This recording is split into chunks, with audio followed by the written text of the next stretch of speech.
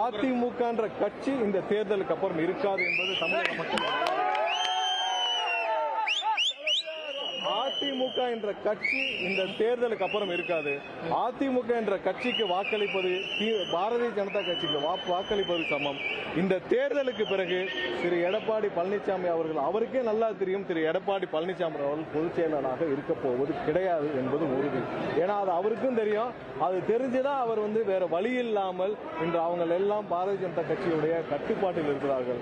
இந்த தேர்தலுக்கு பிறகு அந்த கட்சி எல்லாம் பாரதிய ஜனதா கட்சியோடு சேர்க்கப்படும். இந்த தேர்தலோடு அதிமுக கட்சியே இருக்காது. பாவம் புரட்சி தலைவர் தன்னுடைய சொத்துக்களை எல்லாம் கொடுத்து ஆரம்பிச்ச ஒரு கட்சி. அம்மா 30-35 வருஷம் போராடி உயிரை கொடுத்து காப்பாற்றிய கட்சி இன்று டெல்லி கபலீகரம் செய்வதை தமிழக மக்கள் பார்த்துக் கொள்ள மாட்டார்கள்.